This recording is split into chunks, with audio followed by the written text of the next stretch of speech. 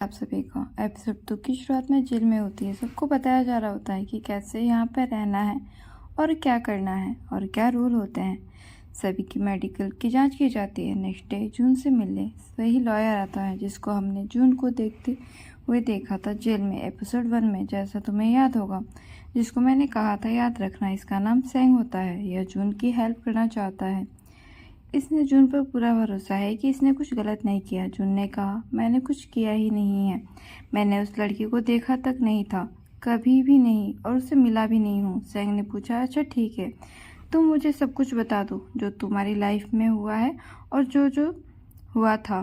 तुम इसको सब कुछ बताना शुरू करता है और ब्रेसलेट के बारे में भी बताता है जो कि बॉडी के पास मिला था, लेकिन वहाँ यह कभी गया ही नहीं था। तो इसका ब्रेसलेट वहाँ कैसे जा सकता है? फिर याद करके बताता है कि मेरा ब्रेसलेट मेरे भाई के रूम में गिरा था, वहाँ से बॉडी के पास कैसे चला गया यह मुझे नहीं पता। सैंग ने कहा कि तुम्हारा भाई कहाँ रहता है, मुझे बताओ, मैं उसे जाकर बात करूँगा।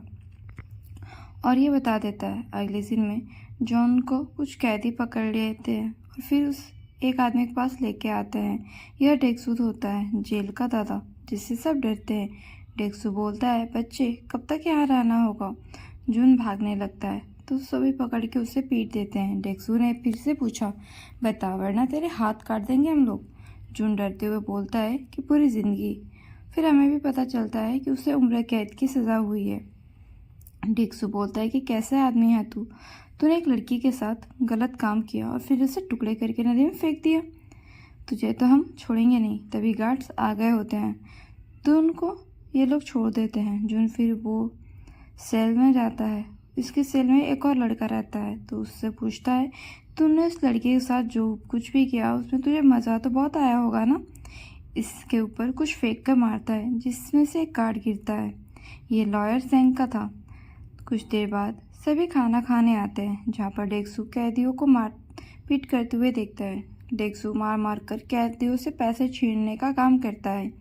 जून ये सब देखकर बहुत डर गया था। तभी इसको दो लड़के मिलते हैं यहाँ पर जो इसको अपने साथ लेकर आए और इससे बातें करने लगे। बताते हैं कि डेक्सू से दूर रहना, उससे बात मत करना क्योंकि वो यहाँ का रूलर है और बहुत ही बुरी तरह से मारता है क्योंकि उसकी छोटी बहन के साथ कुछ लड़कों ने गलत काम कर दिया था। इसने उन सभी लड़कों को मार दिया और जेल में आ गया है। तुम उससे दूर ही रहना, तुम हमारे साथ रहा करो। और इसे अच्छे से खिलाते हैं। खाना खिलाने के बाद दोनों लड़के को इसको बहला फुसलाकर एक रूम में लेकर जाते हैं जहाँ एक और आदमी होता है। पहले से तीनों मिलके जून के साथ गलत काम करते हैं और फिर इसको मारते पीटते भी हैं। जून की कंडीशन कैसी होगी तुम खुद सोच सकते हो। सैंग मिलने आता है और बताता है कि तुम्हारे भाई ने जान दे दी है। अब यह सुन के जून का तो माथा ही घूम जाता है क्योंकि इसके साथ अब कुछ नहीं बचा था। ना इसकी फैमिली रही, ना ही इसकी गर्लफ्रेंड रही। पूरी लाइफ खराब हो गई थी इसकी। इसने रात को फांसी लगाने की ट्राई करता है और अपने भाई के बारे में सोच रहा होता है। यह ऑलमोस्ट मर चुका होता है, लेकिन इसका भाई इसको आकर बताता है, आपने ऐसा क्यों किया? आपको नहीं करना चाहिए था, आपको जान नहीं देनी चाहिए थी क्योंकि आप तो मरे हुए पौधों में भी जान डाल देते हो। मरी हुई चीज़ों को वापस ला रहे हो तो खुद ही मर रहे हो। और फिर हम जेल के अंदर देखते हैं इसको बचा लिया गया होता है। यहीं पर हम एक न्यू कैरेक्टर से मिलते हैं जिसका नाम यूनसिक होता है। वह चर्च का फादर होता है जो जून को जानते हैं क्योंकि जून कई बार जेल के क्लिनिक में आ चुका था क्योंकि उसने अपनी जान कई बार देने की कोशिश की होती है। उसका कोई भी इलाज नहीं है। जून ने अपने फ्रेंड्स से भी मिलना बंद कर दिया था और ऐसे दिन बीतते चले गए। कैदियों की चर्च भी लाया जाता था टाइम टू टाइम ताकि वह भगवान से प्रे कर सके। केक भी खिलाया जाता था कैदियों को। इनको हैंडल करने का काम यंशिक करता था जो कि कैदियों की अच्छी शिक्षा देता था और ऐसे हालात देखकर जून पर काफ़ी दया आती थी। बताता था कि देखो जेल में ऐसा ही होता है, तुम्हारे साथ शुरू में जो हुआ है वो मेरे साथ भी हुआ है, हम सबके साथ होता है। और जेल में तुम फ्री हो, तुम्हारे पास बहुत टाइम है, तुम यहाँ पर कुछ भी सीख सकते हो, पढ़ाई करो, वर्कआउट करो या फार्मिंग करो, जो तुम्हें पसंद है वो करो, यहाँ रहने की आदत डालो क्योंकि अब तुम्हें यहीं पे रहना है।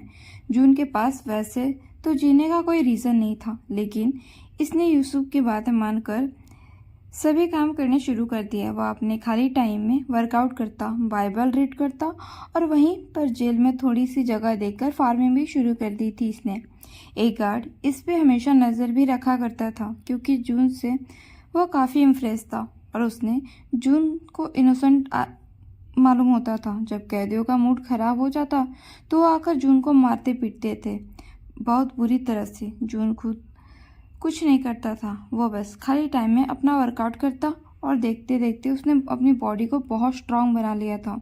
अब पूरे 5 साल बीत जाते हैं। अब फिर हम एक नए कैरेक्टर से मिलते हैं जिसका नाम हान होता है। इसको भी याद रखना, यह पता नहीं एक अंधेरे कमरे में खड़ा होकर बहुत सारी स्क्रीन्स को देख रहा होता है। सीसीटीवी कैमरे में से आ रही होती है ये सब, और एक आदमी पर नज़र रख रहा होता है जो कि एक लड़का होता है। यहाँ जॉन और वो गार्ड अब अच्छी बनने लग गई थी क्योंकि पूरे 5 साल बीत चुके थे और वह टाइम हो गया था। गाड़ी से प्लांट सजेस्ट करता रहता है कि तुम ये वाला लगाना चाहिए, नहीं वो वाला भी लगाना चाहिए, और पूछता है कि कोई परेशानी तो नहीं है ना तुम्हें। जून कुछ नहीं बोलता। गार्ड इसे अपना प्लांट दिखाता है जो कि सूख रहा होता है। शायद यह वही प्लांट है जो हमने एपिसोड 1 में सीढ़ियों पे रखा हुआ देखा था, क्योंकि इसका इलाज भी सनलाइट ही होता है। यहीं पर यूनसिक आता है और इसको समझाता है कि देखो तुम बहुत अच्छा कर रहे हो, इनके रिश्ते भी ठीक हो गए होते हैं। फिर यूनसिक इसको एक ब्रेसलेट देता है जो कि गॉड का होता है, जो इसको सेफ रखेगा। जून ने पूछा कि तुम यह मुझे क्यों दे रहे हो, क्या हुआ? यंसिक बताता है क्योंकि मैं आज जेल से छूट जाऊंगा। जून ने कहा तो बाहर जाकर क्या करोगे तुम? यंसिक बताता है कि अपने डैड की दुकान को चलाऊंगा। और जून ने कहा कि तुमने मेरी हेल्प क्यों की थी? यंसिक बताता है क्योंकि तुम मुझे अच्छे लगे थे, मुझे यकीन है कि तुम ज़रूर जीतोगे एक दिन। और चला जाता है यहाँ से। जून के पास वैसे तो कोई होप नहीं थी जीने की, क्योंकि बाहर जाकर भी यह क्या ही करेगा, इसका बाहर कोई भी नहीं बचा है। जून खाली टाइम में बाइबल पढ़ा करता है ताकि अपने मन को शांत रख सके।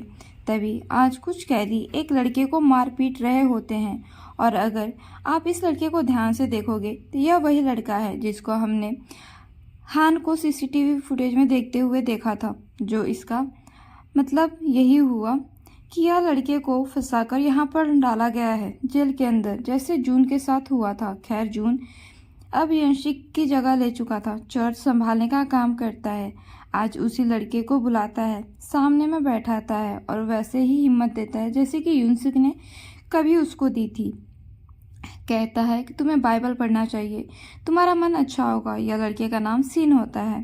कहता है काश मैंने वो फ़ोन नहीं उठाया होता, उस लड़की से बात न की होती, पैसे के लालच में आकर वो देने न गया होता। अब यह सुनकर जून का दिमाग घूम जाता है।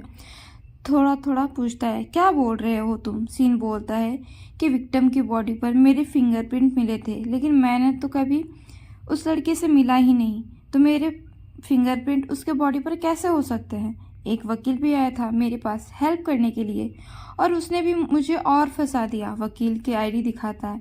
यह सेंग होता है। हाँ, ये वही है जिसने शुरू में जून से बात की थी, जून की हेल्प करना चाहता था। मतलब जो जून के साथ हुआ था वो सेम चीज़ सीन के साथ भी हुई है। और सीन सबसे शॉकिंग बात यह बताता है कि मैंने जैसे ही सेंग को बताया कि मेरी माँ कहाँ पर रहती है, उसके अगले दिन ही मेरी माँ ने सुसाइड कर लिया। और ये मैं जानता हूँ मेरी माँ कभी ऐसा नहीं कर सकती, क्योंकि वह बहुत ही हिम्मत वाली औरत थी।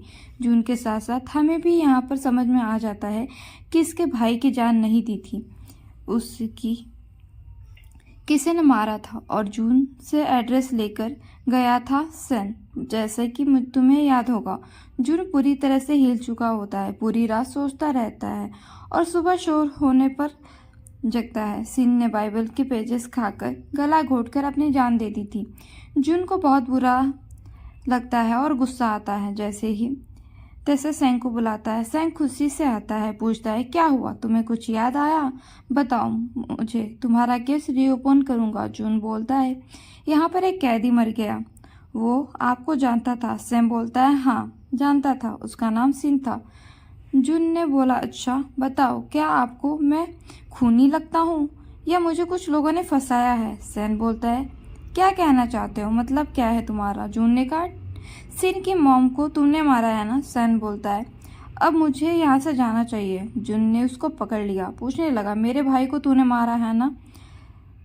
सैन इस बात को एक्सेप्ट करता है और हाँ, यह जून ने सिन का एड्रेस लेकर डोमेस्ट्री में गया था और फिर उसको मार के उसको लटका दिया था घर के अंदर। अब जून कसम खा लेता है कि वह इसे छोड़ेगा नहीं। सैम बोलता है, कैसे मारेगा? निकलेगा तब ना इस जेल से। पर बाहर आकर अपने किसी बॉस को कॉल करता है और कहता है कि मामला खराब हो रहा है, हमें किसी को मारना पड़ेगा। हो सकता है यहाँ पर जून की बात हो रही हो। यहाँ जून ने बाइबल फादर को वापस कर दिया होता है क्योंकि अब वो शांति के रास्ते पर नहीं चलेगा और टेबल के नीचे से कील निकालता है। और इसके बाद वह क्या करेगा, बाहर कैसे निकलेगा, यह हम अगले एपिसोड में देखेंगे।